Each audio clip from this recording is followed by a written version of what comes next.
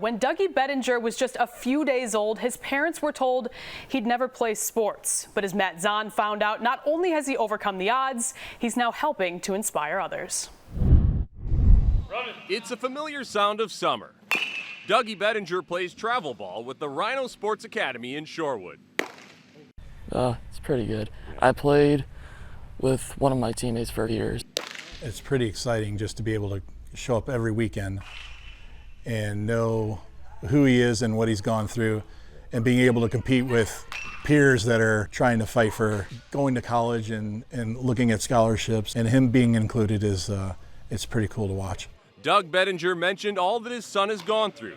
Dougie was born with a heart condition that required multiple surgeries in the first few weeks of his life. It was obviously tough to see your child who's 2 days old laying there hooked up to every machine that you can see, thinking what's going to happen if we are even going to have him around. The need for those surgeries was determined to be a genetic disorder. Part of his 22nd chromosome is missing. It would eventually lead to Dougie being diagnosed with autism. My mom antenna was up and we got him tested, and the rest is history. And I actually felt a sense of relief when he got diagnosed with autism because I finally knew what was going on. And then we had a path that we could follow in school and everything, and I knew he would be fully supported. I didn't let that stop him or us from doing what he wanted to do. You know, we've never hidden his defects or, his autism from anybody. It is what it is, and we just kind of work with it. Here on this field, Dougie's just one of the guys playing the game he loves, playing some first base and doing some pitching as well. I just like to throw. Yeah, and throw hard. I just love baseball, yeah. He walks on that field and you can just see it. You don't have to ask questions. You don't have to, do anything. You can just see it in his eye. He puts that baseball uniform on and he's ready to go.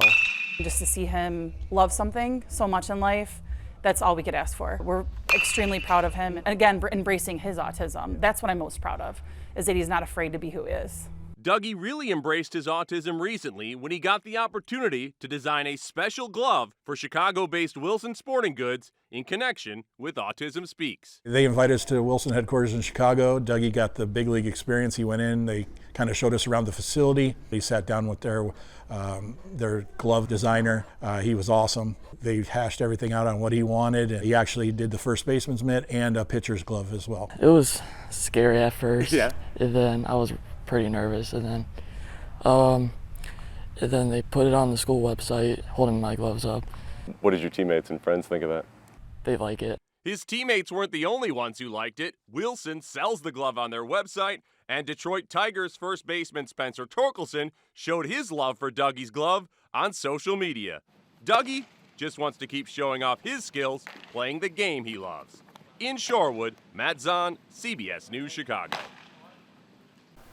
Thank you, Matt. As for how that opportunity with Wilson came about, Dougie's mom, Mary, actually wrote a letter to the president of the company, Tom Hackett. He read it, loved the idea, and the rest is history.